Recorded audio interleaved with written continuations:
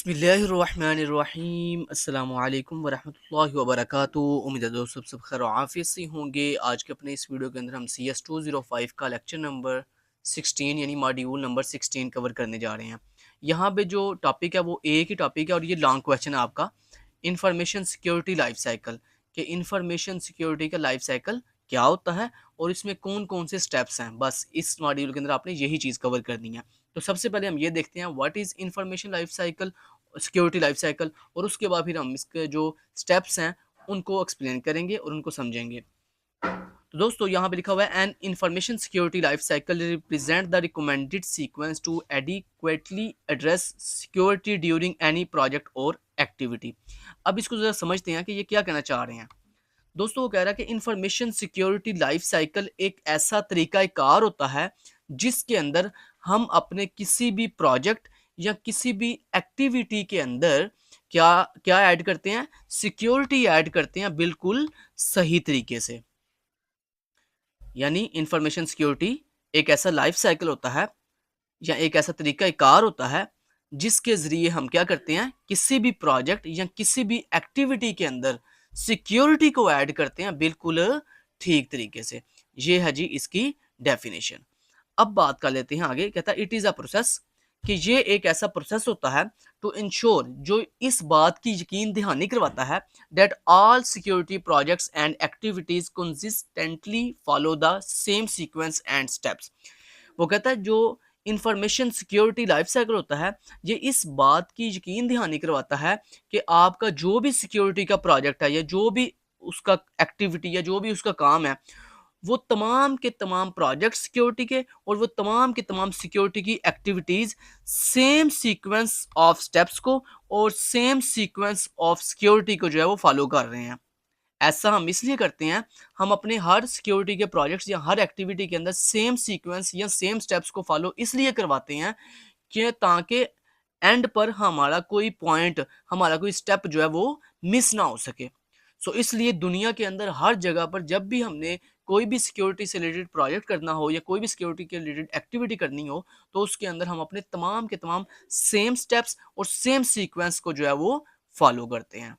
तो ये थी दोस्तों इंफॉर्मेशन सिक्योरिटी लाइफ साइकिल की डेफिनेशन और इसका मकसद।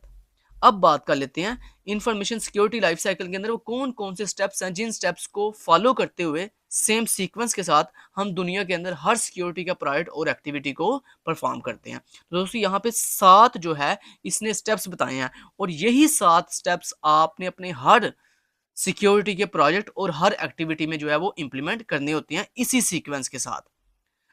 सो यहाँ पे आपको ये आपको लॉन्ग क्वेश्चन पूछा जा सकता है कि इंफॉर्मेशन सिक्योरिटी लाइफ साइकिल के पॉइंट्स लिखो और विद एक्सप्लेनेशन। तो आपको इन पॉइंट्स के नाम याद हों और थोड़ा थोड़ा इनके बारे में डिटेल पता हो आपको। तो चलिए मैं आपको यहाँ पे बारी बारी इनके बारे में एक्सप्लेन करता हूँ। सबसे पहला जो स्टेप है इंफॉर्मेशन सिक्योरिटी लाइफ साइकिल का वो है रिक्वायरमेंट।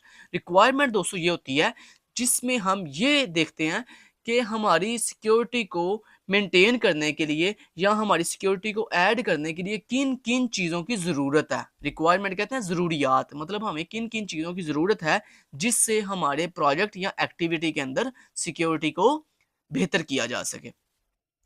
दूसरा स्टेप होता है एक्सेस करंट पोस्चर।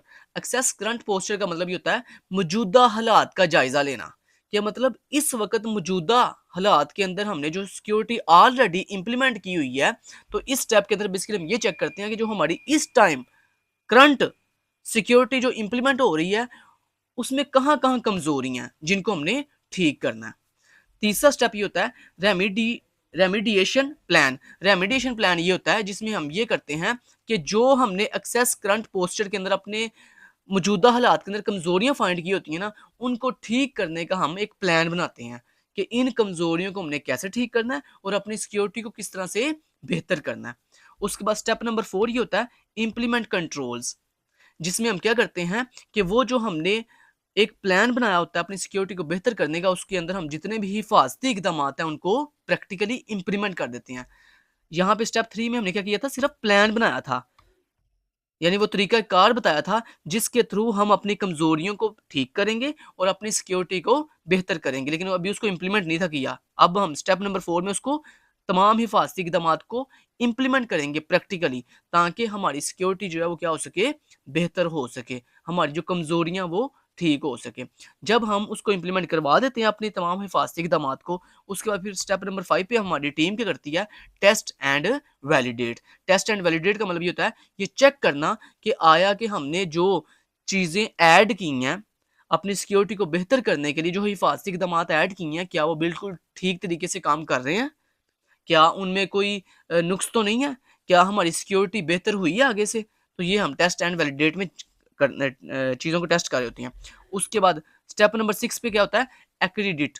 एक्रीडिट में हम बेसिकली क्या करते हैं कि हमारी जो सीनियर मैनेजमेंट है, जब टेस्ट एंड वैलिडेशन कंप्लीट हो जाती है, मतलब ये पता चल जाता है कि हमने जो हिफाजती इक़दामात ऐड किए थे उससे हमारी सिक्योरिटी जो है वो बेहतर हो चुकी है, मजबूत हो चुकी है, तो फिर हम क्या करते हैं, एक्रेडिट करते हैं। एक्रेडिट में बेसिकली हम क्या करते हैं, अपनी सीनियर मैनेजमेंट से इजाज़त लेते हैं कि क्या हम इसको प्रैक्टिकली अब जो है वो लॉन्च कर दें आम लोगों के लिए, मतलब लोग इसको ईजिली अब यूज़ कर सकें। तो इसमें बेसिकली हमारी सीनियर मैनेजमेंट जो है वो इजाज़त देती है कि हाँ जी, अब आप इसको जो है वो क्या कर दो, लॉन्च कर दो, ताकि लोग जो है इसको ईज़िली यूज़ कर सकें।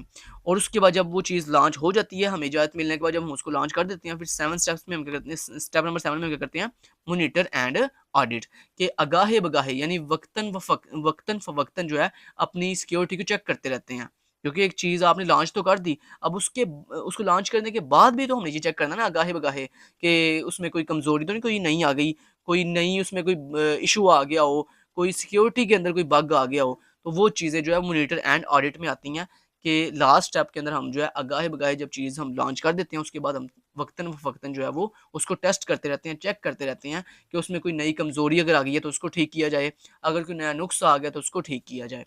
तो ये 207 स्टेप्स किसके, इन्फॉर्मेशन सिक्योरिटी लाइफ़ साइकिल के, जिसके साथ हम अपने किसी भी प्रोजेक्ट या किसी भी एक्टिविटी के अंदर सिक्योरिटी को ठीक तरीके से ऐड करते हैं, और उसको जो है वो अपनी सिक्योरिटी को जो है वो मजबूत बनाते हैं, और साथ ही साथ अपनी जो जितने भी निकाइस होते हैं, जितने भी खतरात होते हैं, उनसे निपटते हैं। उसके बाद दोस्तों नेक्स्ट स्लाइड के अंदर वही जो स्टेप्स हमने ऊपर 7 पढ़े हैं, इन्हीं स्टेप्स को आगे वो एक्सप्लेन कर रहा है। तो ये आप खुद पढ़ लीजिएगा, क्योंकि मेन चीज़ थी इनको इनके नाम याद करना और इनके बारे में एक्सप्लेनेशन, जो कि मैं उर्दू में आपको बता दिया। बाकी ये जो नीचे थ्योरी लिखी हुई है इसको आप खुद पढ़ लीजिएगा। Thank you so much, till then guys, take care, अल्लाह हाफ़िज़।